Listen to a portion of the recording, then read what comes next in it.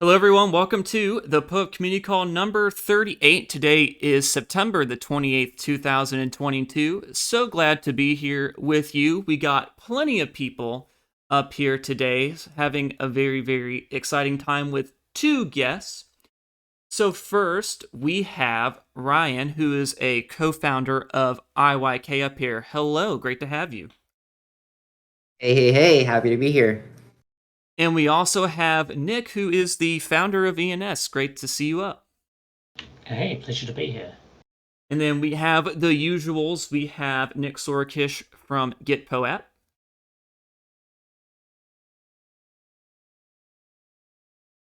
And we also have Logic Beach from Grid Plus.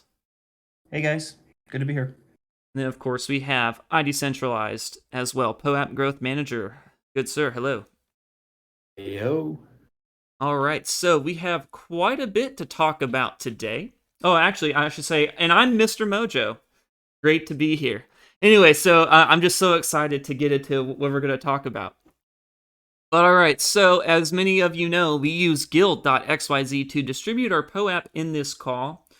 And to help yourself out a little bit later, you're going to want to go over to the Join Guild channel here in the official POAP Discord and go ahead and join the guild to make it easier on yourself a little bit later. But all right, everyone, we got a juicy bit of alpha that we're going to be dropping today. So DevCon in Bogota, Colombia is coming up in a week, 2 weeks from now? And it's going to be really, really awesome, really, really fun time. And POAPs are going to be one of the prevalent things that are going to be going around the event. And we have two guests here that are going to be making POAP distribution extremely fast, easy, efficient, and fun. So we have IYK and ENS up here, and they are partnering up to do everything that I just said. They made an announcement on Twitter a few days ago. I'm going to link that in the community calls chat. But all right. So I want to start off with Ryan on this one. Tell us a little bit, what is an IYK device and why are POAP so good with it? Yeah, so what you will be able to get at DevCon is this IYK device in the form of a card. And what an IYK device is this NFC chip that any modern smartphone can scan, unlock your phone and tap it against this card, and you will get a POAP mint link, a unique POAP mint link popping up on your phone that you can use to mint. And so it's a way to distribute POAPs that isn't a QR code or a secret word or a POAP website. It's an NFC device that's essentially emitting mint links. Excellent. Yeah, and I actually have one of these. I'm pretty sure that a lot of us have them. And yeah, and we definitely really, really like and love these IYK cards. Can you tell us a little bit about how it actually works? Like how do you actually get the POAP in there? Yeah, so if you have an IYK card right now, the way you would kind of load it up is create an event on POAP's admin page, and once you get the mint links, you'll upload it to the IYK admin dashboard, where if you've claimed ownership of the card through your wallet, you'll be able to simply upload these mint links and then assign them to that card. We hold these mint links in our database, and so each time we see a fresh tap in the real world, we'll just throw one of these mint links. We'll just redirect you to one of these fresh mint links. So that's how it works. Excellent. And so I have a question for Nick actually. So ENS, Ethereum naming service. What inspired you to partner with IYK for this event? Like, what about ENS fits perfectly with these IYK cards in POAP? POAP already natively supports ENS names on the claim page, so it was natural to want to continue to extend that. And at previous events, we had little label printers with us, and we could print name tags on the spot. So somebody would come up to us, we'd enter their ENS name and print off like an ENS name tag, and those were really well received. And we looked at that and it was neat, but it wasn't very durable. It wouldn't last beyond the event, and it lets you identify the person. But we felt like we could go a bit further. And I've worked with card printing and stuff in the past, and knew about IYK, and this seemed like a really obvious collaboration to make them not just identifiers, but also like a kind of social proof in a way to show that you met the person and let them issue their own personalized POAPs. I was actually gonna say that Nick is really like next level here, and everyone's gonna see because no one has experienced IYK cards being printed in front of them. And the ENS team with IYK, this collab, you guys are just gonna be like shooting them out like right there in front of everyone in what feels like seconds. And this is just like next level like UX for the average like a event attendee. Also, the cards come preloaded with generated POAPs, right? That's right. If you have an ENS avatar, an avatar record set, then the card gets printed with your avatar and the POAP will have your avatar on it. If you don't have one set, we've got a generative set of avatars themed after South American animals, and it gives you a generative avatar, which will also be on the POAP.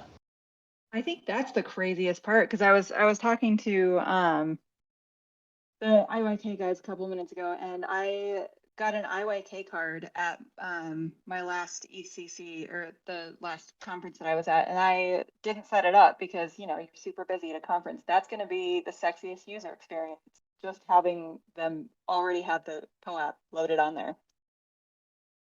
I think so too, yeah. And by getting people to pre-register, also we kind of streamline the whole process. I've got a video that I want to drop on Twitter later today once I've finished editing it, that shows the whole process, and you basically just come up with your smartphone, scan the QR code, hit print, and 20 seconds later you're holding an IYK POAP ENS card that's fully capable and already works. Oh man, that's so cool. So, you have to pre-sign up in order to get this? Yes, we need you to go to swag.ens.domains, because we need a signature with the wallet that the name resolves to in order to verify that it's you. So you sign that message when you sign up on the site, and then bring the QR code it gives you to the event, and there you scan it on our tablet to get the card printed. Just really want to emphasize, there is no point in farming this. You will not get anything unless you actually show up. So please don't create thousands of these on the site that will never be redeemed. Yeah, that makes total sense. You have to physically be able to go and pick up your card. This isn't something that you can have created and shipped to you, correct?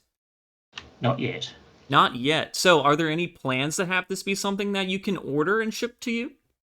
I mean, it's possible. It's something we've discussed, but I guess the response at the event and how things go will kind of determine where it goes from here. Yeah, that makes a lot of sense. So Ryan, I have a question for you then. So this is actually kind of interesting that this is brought up, because I kind of want to throw the same question to you. How could making a service like this be possible for me to just go on a website and order? Because part of IYK's past is putting this technology into clothing. So like, what's the step to take it from, instead of clothing, you put it in these cards and have it shipped to you with the ENS integration? Yeah, so this is the first time we're customizing one-off POAP cards for people. So previously at conferences or on our site, you were able to buy like a general POAP card where you just get this one design that we've made and have in stock. We haven't really thought about how we're gonna like productionalize the whole printing experience, but it's really, really good to hear and really encouraging that people think that, individual and personalized POAP cards are really, really sick. So we'll look into it. Yeah, it's making me think too, this could be a great avenue for artists as well, because now you'll have a whole new sector where people can go, and now they're going to be designing custom IYK card art for people. POAPathon's probably going to be a great place to get that done. It's too bad genetics isn't up here to, be like, yeah. But, all right. So, Burrs has a great question in the chat saying, if our ENS expires without renewal, do we get a cease and desist for usage of the card? But I guess I kind of want to change it up a little bit and saying, what happens if your ENS does expire with your card? So it'll keep issuing the POAPs. Obviously, the card will keep looking the same, but you probably want to stop using it because you don't want somebody to assume it's still your wallet.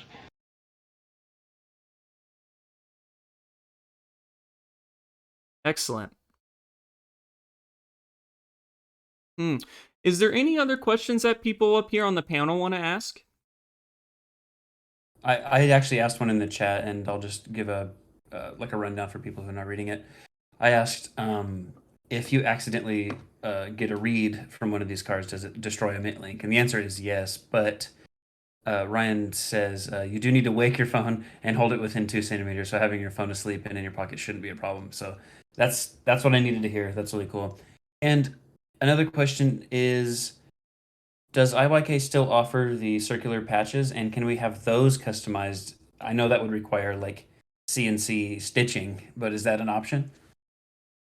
Yeah, so I think customizing patches is really like having the tags and distributing the cards isn't the tricky part. More just like how are we going to make them and how can we make that happen in like a scalable way.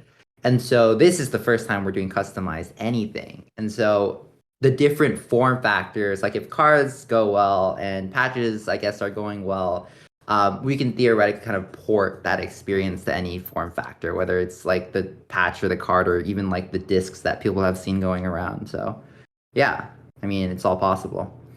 Awesome. And I just had a thought, it came into my mind that it doesn't matter what the patch looks like. I can hide it behind anything, it's like just touch here, or put it behind a patch I already have, that kind of thing. That's awesome. I saw somebody have one of those little circular patches at ETH Denver last year, and ever since then I've wanted one. Do you guys have a store somewhere that maybe you can link to in this chat, that I can like just buy a patch? Not the patches yet, since we're kind of out of those at the moment, but we've got the shop for the actual cards. So I'll drop a link for the metal cards, Nice. which work identically to the plastic cards that are going to be handed out at DevCon. One thing to note is that the metal cards, you have to be a little bit more precise because they've got like a metal on one side, right? And so you want to hit kind of the phone on the other plastic side of it. But other than that, they're all functionally the same. I wanted to say was this is super exciting too, because this could be like a new meta where people, event attendees are going to start to get more creative and see like, oh, hey, I actually can be a POAP issuer. Many people who've never thought about being issuers, and they're just collectors and they love getting POAPs and it's something that they kind of do. But this will be the first world where, they're now an issuer. And then like Logic Beach is alluding to, people, once they feel comfortable being an issuer, they're going to be like, man, how can I do this more creatively? Like maybe I can have my own, patch, or I can have it tied into my backpack or something. And it could just start this new kind of revolution where, or this new social dynamic at events where, people not only have these IYK cards, but they're just distributing POAPs in these different ways. And it's just really exciting to think about. Yeah, I'm definitely seeing a future. Oh, you can go ahead. I was going to say I'm kind of interested to see what the response from other conferences is, and how long it's going to be before this is an official conference badge for a conference. Oh yeah, this is also the first time where like the cards the cards are going to be punched with a lanyard. You're going to be able to wear it, have it in like a convenient place. It's like around your neck. I mean, previously when we had those clunky discs, as well as like, the old metal cards where like you'll have to like fish it out of their wallet or out of their backpack or something, but this is going to be like super convenient and doubles as like your identity at a conference. Have you guys seen POAP farmers in real life, like running up and putting their phones against people's ENS badges? Oh, There's only one in existence right now, and it's in my office. But I expect we might see that at DevCon. Yeah.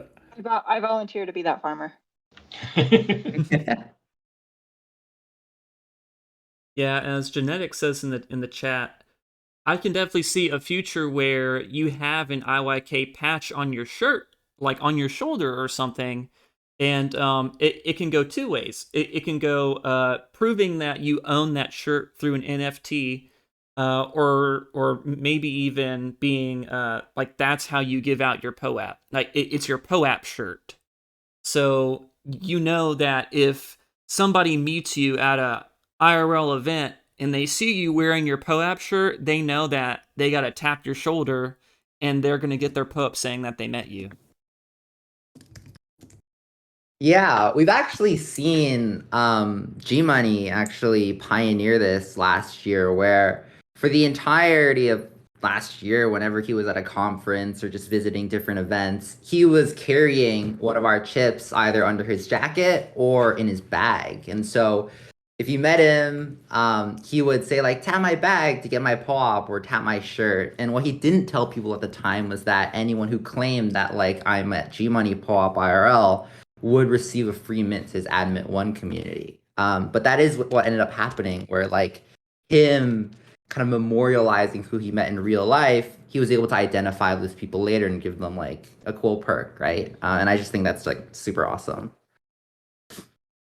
In line with this conversation, I'm gonna create my own like little robot head patch, and I'm just gonna slip the thing underneath it, so people don't know that they can touch there, but only if they're talking with you, they would know.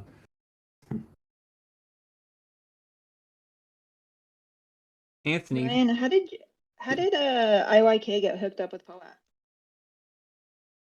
I think it was 2 ETH Denvers ago, 1 ETH Denver ago. I think Patricio actually, we were distributing the official partnership wasn't after Patricio actually tapped on an IYK device, and he was like, whoa, like there's a POAP behind this. I think it was at like some catalog event, either in the last ETH Denver or the one before that, where yeah, I mean Patricio reached out after tapping one of our devices, which was super cool. Amazing. So you guys made like a beta version, brought it to a conference, and just were kind of like, hey, everybody, look at this. Yeah, pretty much. Like it's like if you want to record who came to your event in a cool way, then here you go.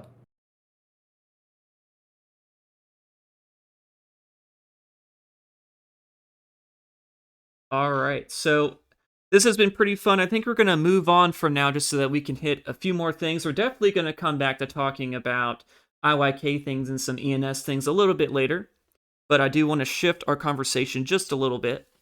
So, Japcon took place about what, it was maybe 2 weeks ago now, right? Something like that, where everyone came together. I believe it was actually let me check really quick. What was it in Berlin, I think? Yes, it was in Berlin, and it was September the 12th to the 14th. So, yep, about 2 weeks ago. And so people came together to talk about Ethereum infrastructure and dApps. And of course, POAP was there, and they had a booth. I'm going to go ahead and link that. The POAP for going to the booth in the chat. Always a great design, as always. But something that is featured at the POAP booths is the ability to buy IYK cards. So Ryan, I got a bit of a question for you. So, I think Nix kind of asked it already whenever she was asking how you got involved with POAP. But what kind of reaction and business relationship were you able to form to where POAP Inc. said, "Hey, we want to sell your product wherever we go"?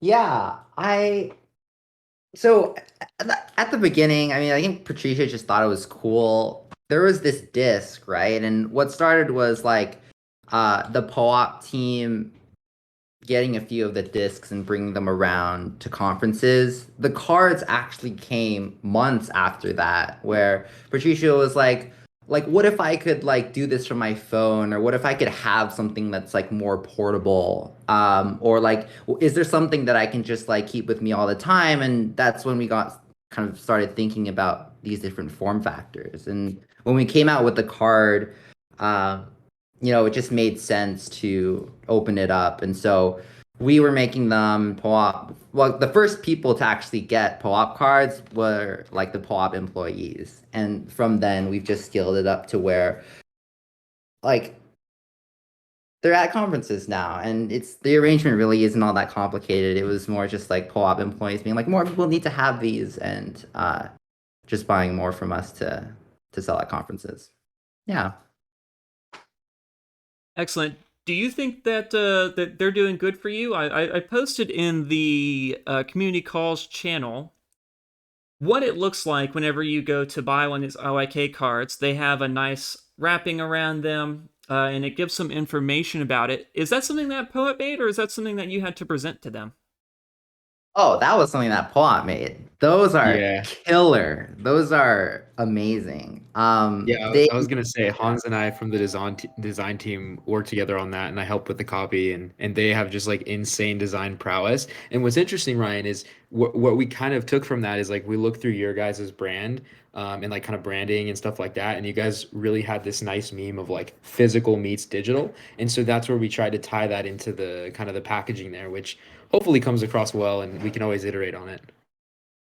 Oh yeah, for sure. I mean, the packaging blew me away the first time I saw it. So like absolutely like killer job on that.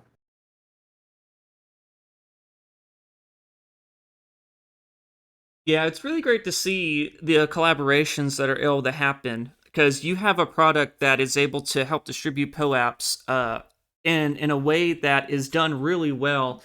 And it's good to see that POAP Inc. is able to recognize that, and they're willing to say, okay, well, we can have a mutually beneficial relationship where you create technology that helps us distribute our product, and we're going to help get your product out there. And to see that they came in and we're willing to help design packaging for it, so that it can be more appealing whenever people are at the booths.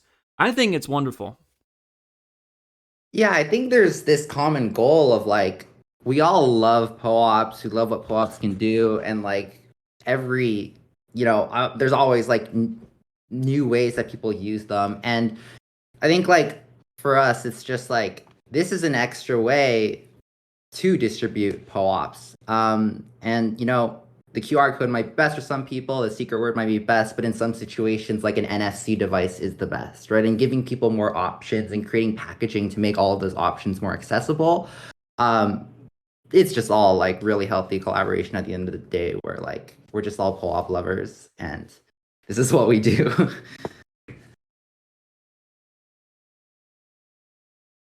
Yeah, I'm right there with you, brother.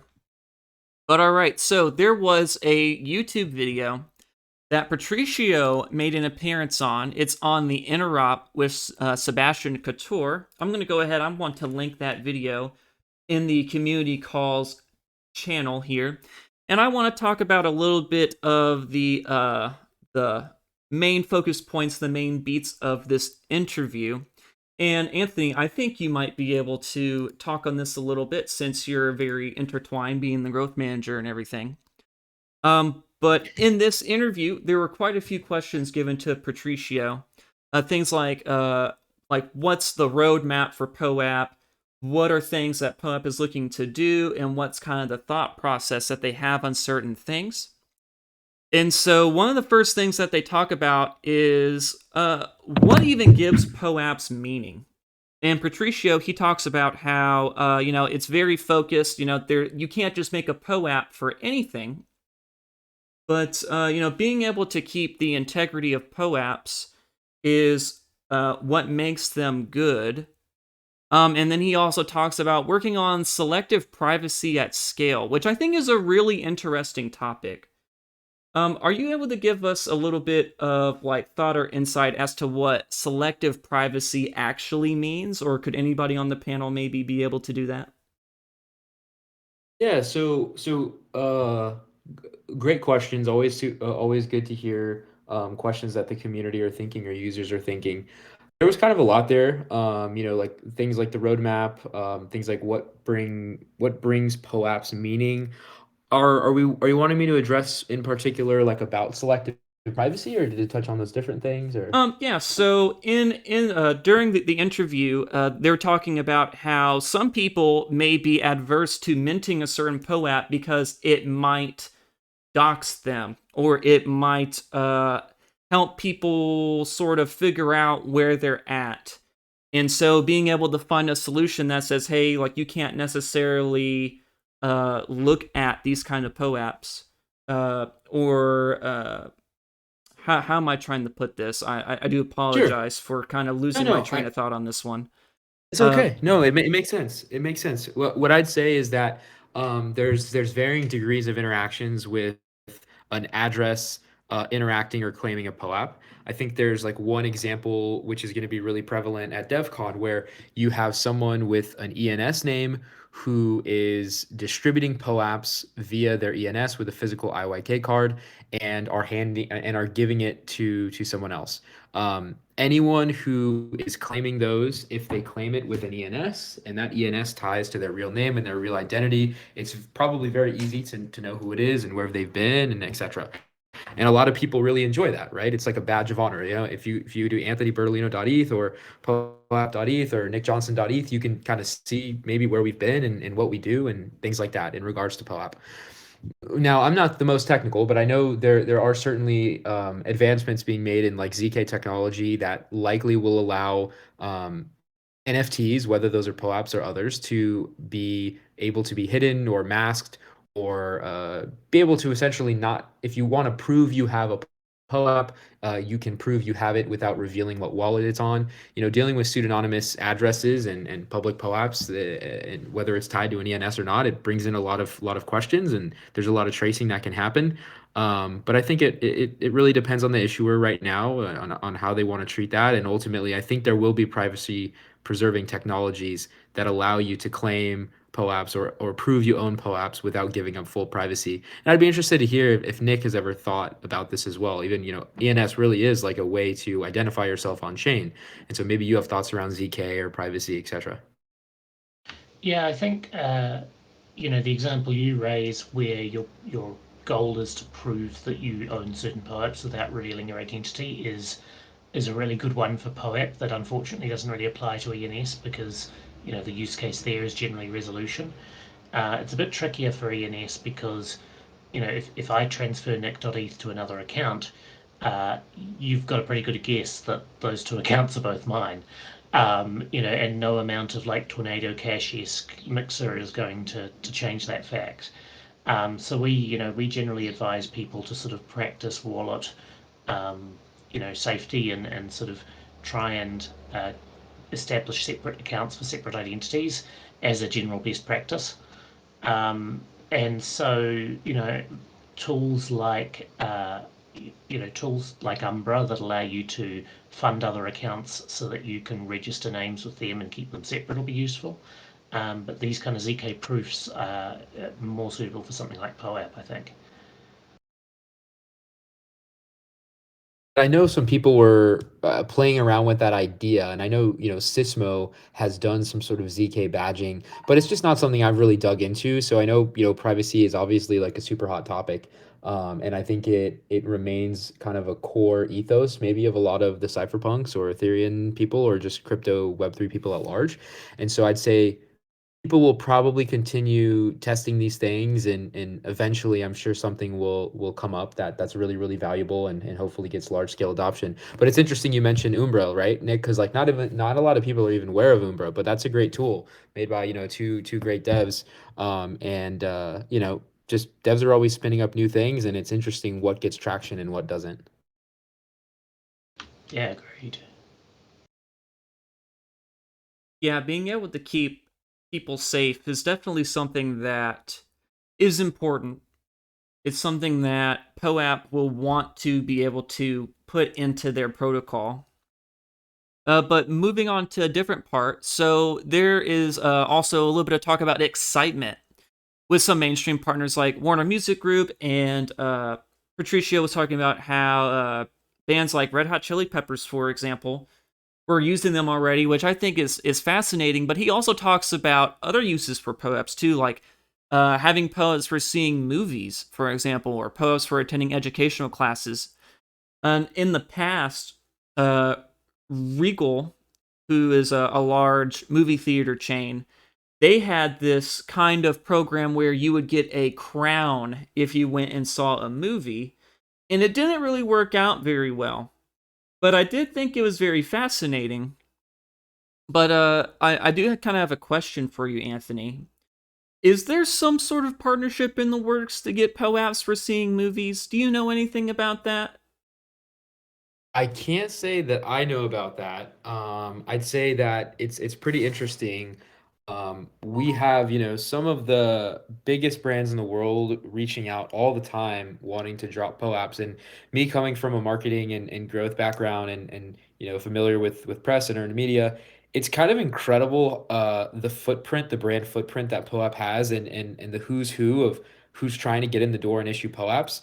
And there's not much more I can say on that, but there's going to continuously be things that are coming out, whether POAP Inc. helps people to deploy those POAPs, or friendly partner agencies, or just grassroots, them finding the product and them reading some help docs and then them dropping POAPs. It's quite incredible. In regards to the movie front, I can't say that I know, but I would not be surprised. All right, yeah, I just thought that was a fairly interesting comment by Patricio. They also talk about working on governance, which is definitely something that some people in the community have been wondering about. Is there going to be some sort of like POAP token? Besides the NFTs, is there going to be some sort of ERC20 token? And his comments on that were that they've been looking at different kinds of governance options, but there's really no clear winning solution right now, because they're trying to find ways to remain community neutral and fair, and they're also trying to find ways to keep POAPs either free or low cost, so that they can still have sustainability, but people actually be able to still use the product. And the example that he gave was the Discord Nitro model. So as we all know, Discord is a free service, but you can have sort of like a premium version where you get extra features. Yes, I know, I absolutely love that Blood by Me, Nix. Anyway, you get these extra features, and it kind of got me wondering what kind of extra features would be given to some sort of like POAP Nitro. Yeah, so I can't speak for what features that is. To zoom back a little bit, what features that would be. To zoom back a little bit when we talk about, governance, if we go back to kind of the yield farming craze and how everyone started distributing, their ownership, and we've seen various different distribution models to kind of bootstrap community and bootstrap decentralized governance have emerged. But I feel like everyone's still testing things, and that's the great thing about the Ethereum community is new projects are spinning up, people are testing new things. We sort of like things will die or slow down, and then people iterate, and then over and over these new amazing things emerge. And even if we look at the play to earn phenomenon, right? Everyone was convinced in gaming that okay, this new economic model is actually to distribute the ownership to your players. They can make money, and everyone's going to own this game, and it's a beautiful thing. And now, and there was hundreds of companies that were funded to make these play to earn games, and a lot of them are now pivoting. If you look it up, there's this new piece that just came out how Axie Infinity is wanting to pivot, and there's this new thesis that maybe play to earn isn't the right way, but instead you can need more economic sustainability, and you just need to engage with your users, engage with fans. And so what I would hate to see, regardless if it's for POAP or anyone, is someone trying to spin out a project to a community before that community is ready, especially with economic models that might have only been around for 5 or 10 or less years. And at least my vision is POAP is really an amazing thing.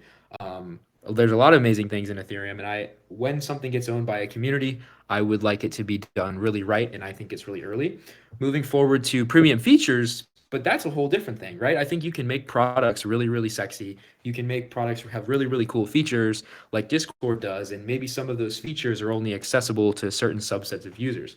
Whether you're paying a monthly fee, maybe whether you hold a special NFT, I don't know what that looks like. But some people have asked for blue check marks, a verified POAP versus a non-verified POAP.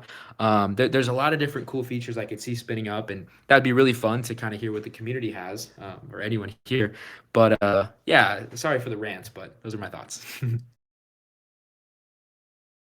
Oh no, it's definitely thoughts that I and many others like to hear, because it's definitely a pretty important thing to think about. If POAP in the future wants to go a very decentralized route, and they want to be able to find the way to kind of give it to the people, finding a way to have a certain style of governance is probably what people are going to want in this kind of space. If you know what I mean, we're in this sort of realm, people really like the idea of being able to have a say in what's going on in the things that they use a lot. And so finding the correct solution for something like POAP is definitely going to be a necessity, right? You don't want to introduce something and then it messes everything up because you wanted to introduce governance when it wasn't totally necessary in that moment, right? Yeah, and I'd be interested in hearing Nick as someone who actually like shepherds over a protocol that is like community owned or decentralized in a lot of ways. How do you think about decentralized governance, community ownership, et cetera, et cetera? And forgive me, I'm actually not totally familiar with the nuances between ENS and any foundation versus token holders, et cetera. But I know it's an experiment that's ongoing and one of the bigger experiments. Yeah, I guess progressive decentralization is something that's often rubbished, and people treat it as an excuse not to decentralize, but that's actually the route ENS has pursued, to the point where very little is now still in the control of anything other than the DAO.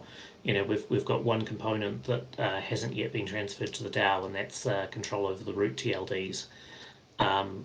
And it's worked reasonably well for us. I think launching ENS back on day one and trying to establish a DAO then would have been a terrible idea. DAOs were not nearly mature enough. I mean, this was the time of the DAO, and that was the only example we had to go on.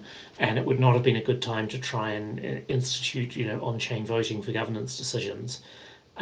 With ENS, our top priority has always been making sure that name ownership is preserved, and that there's that malicious or hostile takeover of a governance primitive can't imperil people's name ownership.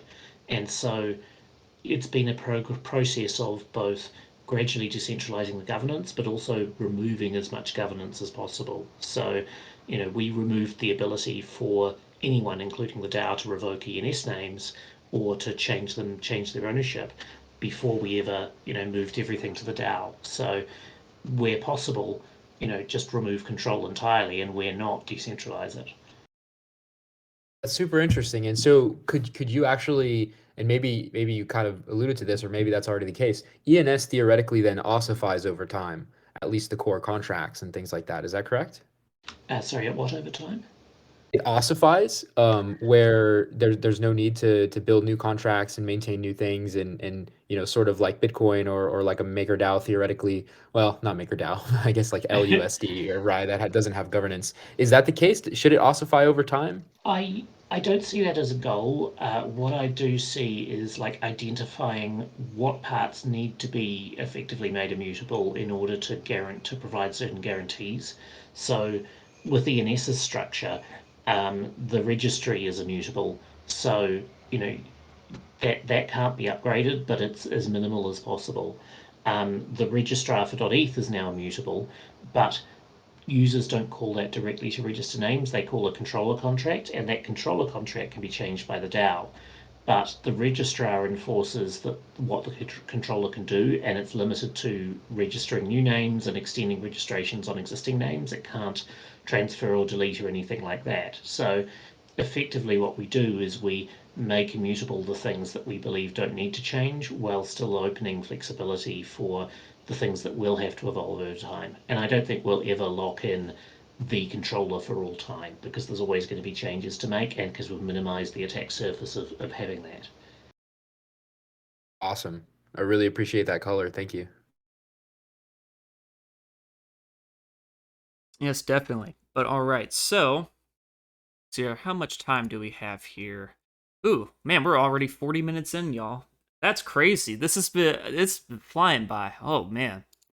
All right, so I want to sort of finish up this topic here. So there's just one last thing on here, and that's saying that POAP, they're talking about how POAP, it is chain agnostic, but there's really no reason to move away from things like mainnet and Gnosis chain. Sometimes I do see people ask if it can be on a chain like Solana or anything like that, but I don't know. There's really no need to do that, right? And they kind of go into it where if there is a good reason or a good use case, then hey, go ahead and those developers need to approach POAP and say we can do it better, and they're willing to at least take a look at it, right? Yeah, I'd say the ethos is directionally that POAP is chain agnostic, and while we're sort of a core part of the Ethereum ecosystem, we or at least I mean, I'll speak for myself, and I think people share this. Like we want to see Web3 continue to thrive. We want to see new experiments go, and whatever brings more freedom and transparency and economic sovereignty to the world, it really sounds good to me. And whether that's a Solana style architecture or a modular blockchain style architecture, I think probably the POAP community is open to different things.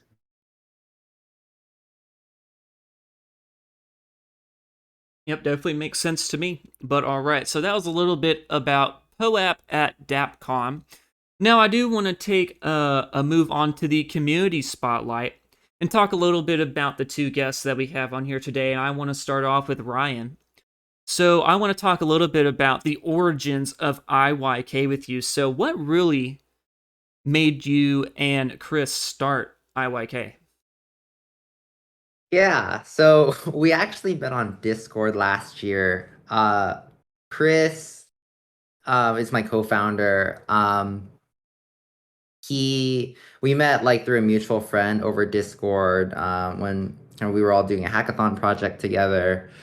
And really the genesis of IYK was us being really into NFTs and seeing like these really big brands, we're talking like Dolce & Gabbana and Prada and whatever, try to get into NFTs. And us being like big fans saw this as validation for like what we were doing, which is really cool. But really like the way they were executing NFTs, especially NFTs that, kind of came as a sidecar to their physical products, we thought wasn't really meaningful, right? Where, they drop Dolce & Gabbana dropped this $900 sneaker that was kind of cool, and they said it came with an NFT, which got us really excited.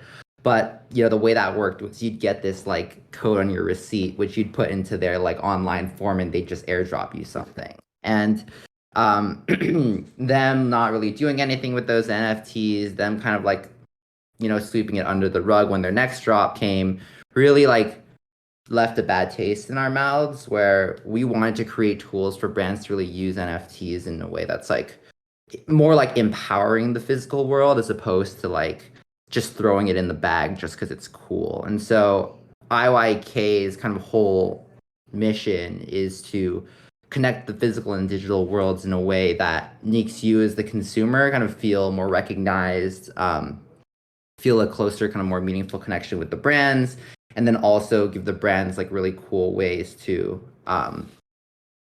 engage with those consumers. And so not only do we kind of do all of this like events and POAP and attendance stuff, but one of our other kind of core verticals is to tokenize the actual ownership of physical items, which we do as well. Yeah, it's definitely a very interesting business that you all have going on. And as we were talking about a little bit earlier, it's really evolved from going from connecting physical clothing to the digital world and through NFTs, and now it's sort of evolving into helping distribute POAPs as well. And we already went over that a little bit, but what else is going on with IYK? What's kind of the next steps that are going to be on the horizon, on the roadmap for your project and your products? Yeah, so to this day, we've been doing these collaborations, very, very tight collaborations with different people in the space, right? We dropped like a hoodie with Index Co-op and Bankless DAO earlier this year. There's our collaboration with 90cc, which is G-Money's new fashion brand.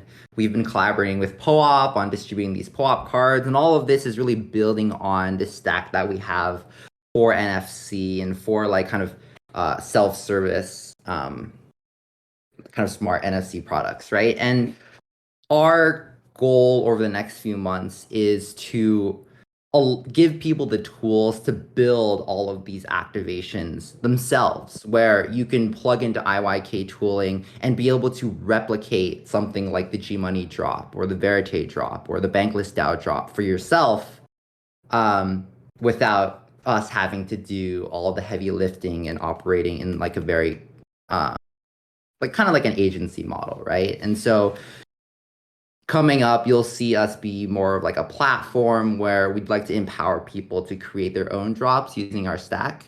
And of course, we'll still do these collaborations where we're really trying to like push the possibilities of what you can do in the physical world. But we know that like everyone else's collective imagination is better than just kind of the few people on our team. And so really giving people the tools that we've had over the last few months is the number one goal right now.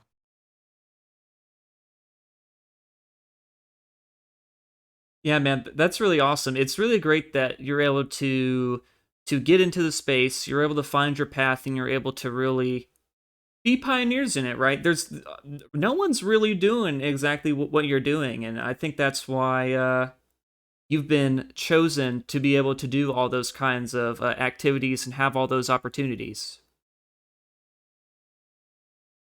Yeah, we think like really, we don't want to see a world where like all of the physical digital solutions are really like constrained, where you might need to download a mobile app, or you need to sign up with your email account, or you might need to you know onboard yourself to some like convoluted like metered API system, where we think that the tools for creating experiences across the physical and digital worlds should be open, should be easy, should be very accessible, and from the consumer side should be like very friendly, where like it's on purpose that you don't need to download an app to use a POAP card. It's on purpose that you can just connect your wallet to an IYK like dashboard and be able to get started without kind of anything else. It's on purpose that people have like asked us to collect location data for taps, and we just refuse because we don't think that the consumers need that, their privacy invaded like that. Like we just think we people can create really, really cool things at the intersection of physical and digital, and allowing people to kind of stretch their creative wings to do that is going to be cool. It's going to be cool. Yep. You are creating the tools to empower the user. Yep. Excellent. But all right, Ryan, I want to know a little bit about you now. So tell us, what is your background? And what got you into things like Web3 and developing on it? Yeah.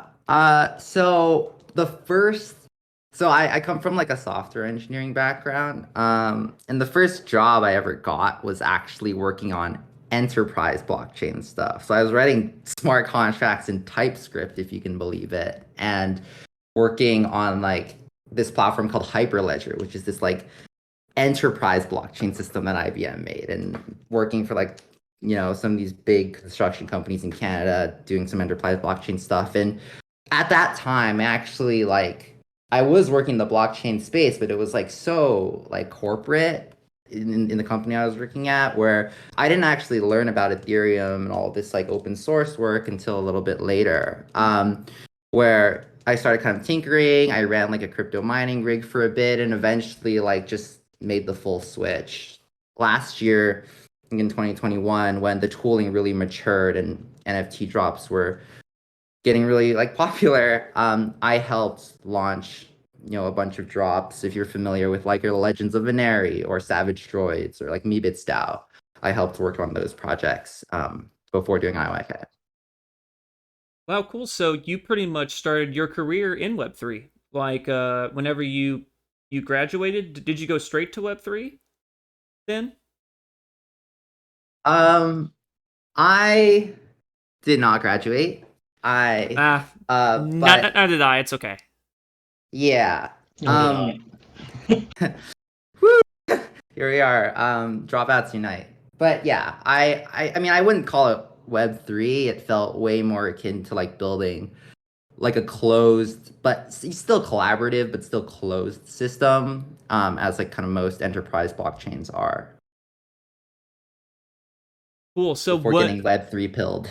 Yes. So what year did you end up joining in? Was it last year?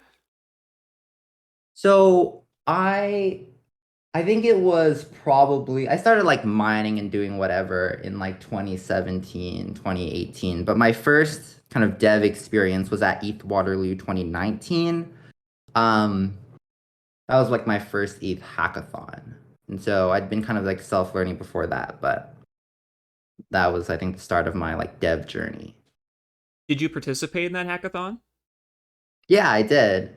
What was your I'm project? trying to think of my project. Oh, yeah, I made this like thing. So, yeah, back then, oh, this is really cool. MetaMask like recently released like their Snaps feature. You can kind of build plugins for MetaMask. But back then, like the Snaps feature was in early access. And so they actually allowed people at the hackathon to use like this early build of Snaps. So something that my team did was build a messaging system where you could message other wallets. And if they had MetaMask installed, they'd be able to see the messages. And so it wasn't perfect because all the messages were kind of in plain text and published to IPFS. Um, and all registered to a smart contract, which would have been like extremely gas inefficient nowadays. But it was cool to use MetaMask snaps before I guess like anyone else saw it. Awesome, man. So did you place in the hackathon? Uh, Good question. I don't remember because I've since been to quite a few of these, but I think I won some sort of prize. I don't remember what. Hey, man, it's always good to get rewarded. You know, that positive feedback loop, right? Oh, hell yeah. For sure. Oh, I actually ENS had an API prize that project actually won. And then I think yeah, I'm just looking here. I was a finalist as well. So I don't want to sound like I'm bragging, but I'll drop a link to the project there. Excellent. Thanks for sharing that link with us. But all right, so Nick, I do want to move on to you while we still have some time. I also want to spotlight you a little bit. So pretty much the same questions that I asked Ryan, but with a ENS twist on it. So how did ENS start? And what made you want to start it? So I joined the Ethereum space in 2017, and shortly thereafter joined the Ethereum Foundation. And one of the first things I was working on was I was working with the Swarm team, and they needed a way to name decentralized resources. And in parallel to that, I'd already been looking at naming systems around Ethereum because I was kind of shocked at how bad the UX is, having to send account identifiers around everywhere. And so I started working on an early version of what became ENS. Launched that inside the EF as a sort of more or less a side project, and it gradually grew into my full-time project, and then it grew to the point where um, we could no longer do it just as a single person. So the EF spun us out with a very generous grant into a separate org, and it's kind of grown from there. Awesome.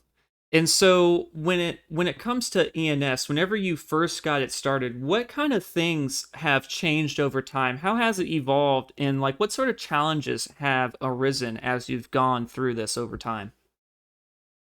I think the governance journey has been a really interesting one, and just going from our initial launch with a set of independent key holders to the DAO as it stands today, and the sort of the challenges that an increase in attention has brought. When we started off, we were pretty small and not terribly well known, of course, and there's been sort of organic growth, first slowly and then rapidly. And that attention can bring a lot of speculators. It can bring a lot of growing pains. And fortunately, a lot of it coincided with the DAO, which meant a lot of new people coming on board to help build all of that. I think from my perspective, probably the most challenging thing has been growing what started as a side project first into a team of 4 and now into a team of about 12. And the sort of the way you have to change how you run an organization when you can no longer all fit around a dinner table sort of thing, when you have to start thinking about executive directors and project managers and all those sort of functions that weren't really a thing when it was just you and a friend. Yeah, very interesting. So basically, your biggest challenge has been growing and like just the whole growing pains and sort of learning as you go how to actually do well with your team, right? I think so, yeah. And we've had financial difficulties as well. The EF gave us a very generous grant, but we are a non-profit. And we went through a phase there where things were running a bit thin, and the EF gave us a follow-up grant that sort of tided us over, and then we hit the DAO era and the explosion in popularity of ENS. It's not that right from day one everyone was like, oh yes, this is obviously the right solution. We had to sort of prove it the hard way. Interesting. So I want to ask you too, what kind of is your background? I was looking at your LinkedIn a little bit, and you definitely have quite a bit of experience. But I want to go ahead and let you talk about that instead. Sure, yeah. Prior to working at the Ethereum Foundation, I was working at Google. I did that in 3 different roles in 3 different countries. I did software engineering on some of their internal privacy and security products on the privacy and security team. I did developer advocacy. I was one of the people who launched Google App Engine. And I did SRE, which is Site Reliability Engineering, the on-call team, basically. And all of those were like fantastic experiences that have like expanded my horizons and expertise. And prior to Google, my background is all software engineering. I went to uni, studied computer science, dropped out, as I alluded to earlier, to work full time at a software company, and kind of have been doing it ever since then. Excellent. And what made you make the jump to Web3? Weirdly enough, it was a job offer from like a major fintech company, or like an interview offer. And they went, hey, do you want to come work for us on Ethereum stuff? And I was like, no, no, this looks like a really boring place to work. Um, but then I was like, but this Ethereum thing seems interesting. And I started looking into it and kind of realized it was the thing I had wished something like Bitcoin would be. Bitcoin never really interested me that much because it seemed purely financial. But here with Ethereum, you had a decentralized compute platform where you could have, trusted computing with built-in, payment and so forth. And that seemed really interesting. So I just started working on it from there. Awesome. Around what time was that again? Sorry if you said it, I just didn't catch it. That was 2016. My first day at the Ethereum Foundation was the Monday after the DAO hack, so that was exciting. Awesome. So you're definitely like OG and you were really deep into it, huh? You were like right Yeah, there in the front seat. yeah. So some of the juicy goss in Laura Shin's book is from me. Oh, really? Oh, man, that's so awesome. But all right, to get back to ENS just a little bit. So, why should Wait, I have a somebody. quick Oh, question. sure. Go ahead, Nick, Anthony. I missed that comment about Laura Shin's book. What did you say? I want to make sure I don't miss any context here. Oh, just that some of the juicy gossip was from me. Oh, nice. Okay. I haven't ordered mine, so now I will because you got the insider ball game. Thank you. Continue, Mojo. Yeah, so I want. We only have a few minutes left, but I want you to Now, I already have an ENS domain, but some people who are listening to us may not, and they may not understand the significance of it. Could you, in maybe 60 seconds, sell me on getting an ENS domain? Sure. Have you heard about this new search engine? It's called Google, and to use it, you just have to go into your browser and type in 142.250.67.14. No, wait, nobody does that. Everybody types google.com because for decades we've had a naming service for the internet that means users don't have to deal with those sort of obscure computer readable identifiers. And we really ought to have the same thing for decentralized assets, whether that's your Ethereum account, a smart contract, storage at IPFS, anything like that. And that's what ENS achieves. Excellent. Yep. And hey, you started off, I didn't even know that that's what Google would be if it wasn't for a domain. So Precisely. And that is our goal, is that users should never have to see account addresses or IPFS hashes or anything. Unless you're a developer, you shouldn't have to care what they are or how they work. excellent. But all right, so we are coming to the end of our time here. So, Logic Beach, you wanted to end us off with a topic that you're excited to share. Yeah. So this being the end of the show, we generally talk about how to earn a POAP, but I just wanted to quickly jump in here and mention that this is sort of a twofer at the end of this show or call tonight, because you can now claim your POAP for placing pixels on the mainnet merge canvas. The only caveat there is that you must have placed at least 50 pixels, which when I was trying to figure out the cutoff number, 50 was more than half of people, and there was so many accounts that placed just one. So I know there was a lot of farmers in there. So yeah, I just posted a link in the community calls channel. So yeah, just go there and search your address if you placed pixels on the mainnet merge POAP.art canvas. It was a great canvas. It was extremely successful. I mean, I know we talked about that last week. It just it still makes me happy, and I'm. It's actually the vehicle that has made me gain more followers than anything else on Twitter is POAP.art. I just think that's kind of funny. That's it though. Yeah, just go claim your POAP.art POAP for taking part in it. All right, excellent. Thank you for sharing that with us. But all right, so we are at the end. We had so much stuff to talk about that we couldn't get to absolutely everything, but I do want to thank Ryan and Nick for coming on this week and talking to us about IYK and ENS and their partnership and everything else in between. Thank you so much, gentlemen. My pleasure. Thanks for having us. But all right, so now we are at the portion where we talk about how you can claim your POAP. So I'm going to go ahead and I'm going to stop the event. Let's see here. Oh no, it aired out. Hold on, let me see if I can try this again. It's not letting live me and do join it. guild. Is it? Oh man. Well, I sir. have it going. So this week, the POAP is for free. All you had to do was be here. Alpha alert. So Guild.xyz, they have implemented a participation feature that is similar to DGenBot. And so we have been using that today. So as long as you were here for long enough, you will qualify to get our POAP for free. All you need to do... And if you're a human. Yes. As long as you are signed up with Guild, you are part of the POAP Guild, you meet those requirements, and you met the requirements to claim our POAP through listening to us this week, again, you will get it for free.